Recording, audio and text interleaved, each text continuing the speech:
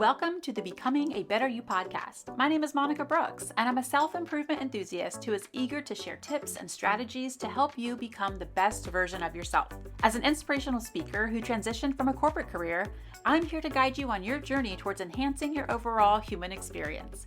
If you're ready to take the first step towards becoming the best version of yourself, then you're in the right place. Let's get started. Hey, what's up? It's Monica Brooks, and welcome back to the podcast. Every so often, I'll get a message from someone that says, I'm listening to your podcast right now. And I'm like, oh my gosh, I haven't posted a podcast since March, and it's currently July 2024. And so then I feel this pressure to record another podcast for everyone. But then I have to stop myself. And I ask one simple question. Who says I have to post a podcast every month? Sometimes I put that pressure on myself and then I feel it weighing on me. So I just have to go with it and just know that I will post a podcast when I can. And I have to just allow myself and give myself that grace. Like, nobody's saying to do it a certain way. I take that back. Entrepreneurs are saying to be consistent. Entrepreneurs are saying to get an email list, to create a funnel, to do all of these things to make you money. And I'm like, I have tried. I just can't do it. And I'm probably losing money because of that, but at least I'm showing up as myself. Like, I have tried all the things. I've tried a lead magnet. I've tried an email list. I've tried funnels.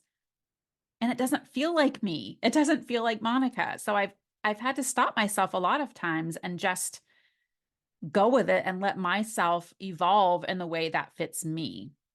So here I am, so many months later, posting another podcast for you with some updates, with some things that I have learned that I think you could benefit from as well. Some of the work, if you've listened to my podcast about my dear friend Kareen, some of the work I've been getting into is directly related to my relationship with her. And I was laying in bed one night, and this is when like all my big aha moments come to me. I was laying in bed one night and I just had this thought of work I wanted to do. And it just hit me like, this is it. Like, this is it. And so I just got so excited and I turned on my phone. I'm like, is this a thing? And I Googled it and it was. And I was like, I just want to serve people at the end of their lives. And it's called an end of life doula. And so I had pictured myself with Kareen. Like, I wish I could have been there. I wish I could have met her in person. I wish I just could have supported her and her family, which I am actually in a whole nother way, which has been quite incredible. But just connecting with her family. I've been out to Wisconsin. My family's been out there to be with them, to meet them, to hang out with them. And Kareen's family is just incredible. They are amazing people. I've met Kareen's children. I have no words for the gift that she has given me, and also the awareness around this type of work, because it brings so much of who I am and so many things that I love into this thing, into this end of life doula. So I have done some work with that, volunteering more so than anything. I got a certification, which it's really not like, it's not governed, so you don't need a certification. Anybody can call themselves an end of life doula. Some people say death doula, but that's a whole nother topic for another podcast, because I could go on and on and on about it. But I'm really excited about the work because it brings my love for serving people into like this whole new way of doing it. And like, what better way to help people live a good life and give them perspective, but also have that good death, because it's inevitable for all of us. And we know that tomorrow's not promised, but are we acting like it? Do we have our plans made? Do we know whether we want like to be cremated or not? So anyways, that's a whole nother topic for another day. That's actually not why I got on here to talk about that, but that's one piece of my life. The other piece of my life that I have learned a lot through was, ironically, being on my son's swim team and serving on the board. Last year was our first year with experience on a swim team. I had no idea the commitment, no idea it was 5 days a week, 7:50 in the morning, no idea that Saturdays were swim meet. So that's 6 days a week. But I've learned a lot. And it's not just about swim, but this year I served as vice president on the board, and I was a bit hesitant because I knew nothing about swim.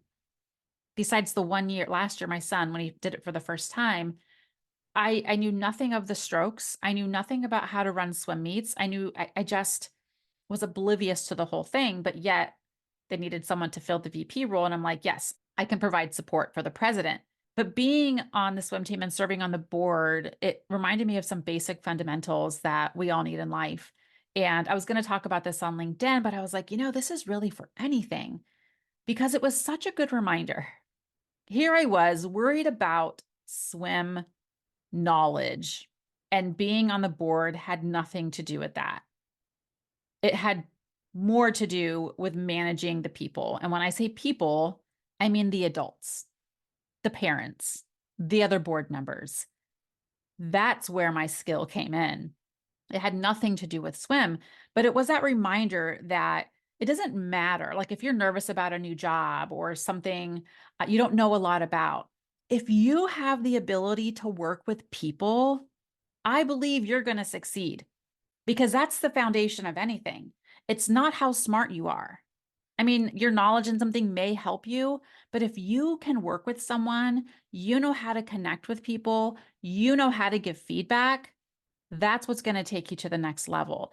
Knowledge is only going to get you so far. I've talked about this in some of my presentations that I've given because when you have someone that has the knowledge, that's one part of leadership. And then you have the other piece to where they know how to work with people well. They have those skills. To me, that's what makes a great leader. And take the leadership out of it. That's what makes a great person, a great worker, a great anything. Because you need to know how to work with people. And I've mentioned this before when I speak on stage, but we're all in the business of people. That's what it comes down to. Whether you're in healthcare, whether you're in manufacturing, whether you're in food service, people are your business. And that was such a good reminder for me working on the board for the swim team was learning how to connect with people, learning how to make people feel welcome that were new. That was one of the things we got a lot of feedback on was thank you for making me feel like I belong here. And I was like, yes, because that's what I was going for. But some of the other things, like the trickier things when it came to managing parents was conflict resolution. For example, there was a very big conflict at one of our swim meets. I actually got kind of excited, like, okay, let's do this. Let's work this out. And it was interesting because the moment someone got disrespectful with me, like their children were literally yelling at me in front of their parents. Um, that's where I draw the line because I can be professional, respectful, kind, polite, nice. But once you cross that line with disrespect, I'm not going to tolerate that. And so I stood my ground as well that that behavior is unacceptable. And I was really proud of myself in that moment because I feel like I've come so far in my life to where like my first husband was that person that was just this big bully and extremely emotionally and mentally abusive.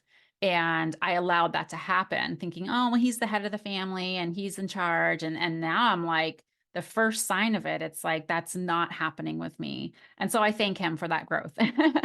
I could be negative towards that experience, but I definitely feel like I grew from it.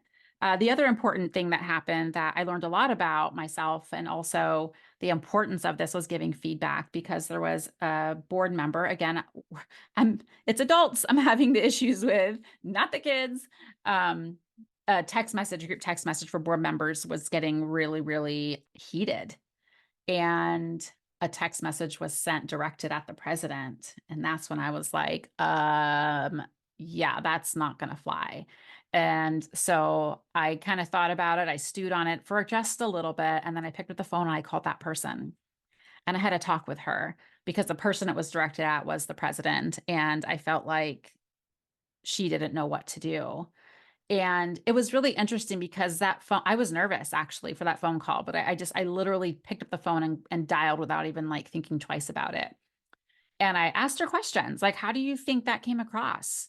How do you think that would have made her feel? And she honestly took that feedback so well. I was not expecting that. And she thanked me. She said, this could have gone a completely different way this season, but I appreciate you calling me. She said, because I want to do better. And that I just was like, oh my gosh. my word of the year is courage. That was very, I want to say easy, but hard, because I felt like for a moment I was getting pushed around a little bit. I didn't have the courage to say anything, but the moment she pushed around somebody else, I was like, okay, yep, yep. So I felt like that was, I learned about myself that I feel like a protector. Like, push me around all you want, but oh no, don't push around anybody else. I don't like that at all.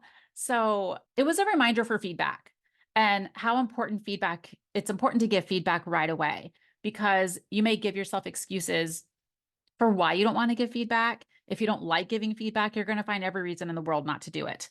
You're going to say it's not the right time, or I was getting ready for vacation, or they're getting ready for vacation. I was getting ready to leave. I was getting ready to eat lunch. It could be anything. There's never a right time. You're always going to find an excuse not to do it. But what you need to do is find the reason to do it. Find the reason to give feedback to someone. It could be a friend, a partner, a child, a coworker, a leader. It could be anyone. Don't wait. Don't wait, because even the longer you wait, you may say, oh, it's not a big deal anymore. Things have kind of settled down. No, you missed your opportunity. You missed an opportunity to give someone feedback. And when you give someone feedback, you're saying, I believe you can grow from this. I believe you can change and improve in some way. When you don't give feedback, it almost feels like you've given up on them. So I've learned a lot this past year. Who knew it would come from my son being on the swim team? But I'm thankful for the lessons. And I try to look at my life and things I go through like there's something to learn from this. Even the people I don't get along with, what can I learn from this? I'm doing a lot of reading. I want to say it's in Stoicism. It might have been a different book, but it said to look at your life like a movie and look at the pieces in your life and what's happening, because you want to be the one at the end with a happy ending, because you've been through so many hard things and you made it. So it really gave me a lot of perspective. And also the other thing, because one of the issues on the board was the swimmer's gifts. And I finally told the person that wanted the specific, very specific gift. I said, at the end of the day, I don't care. I don't care what the gift is. Because when I look at my life on this timeline, so I just referred to it as a movie, but just kind of take a step back on your timeline, and I'm at the end of my life, will this moment have mattered? Will swimmer's gifts have mattered? And if the answer is no, then I got to let it go, because it's not worth my time and energy, because that is limited. So there's some thoughts for you today. I will be back sooner or later, who knows, but I'll be back when I definitely feel inspired to share something with you. So with that said, take care, and I'll talk to you soon. Or not. We'll see.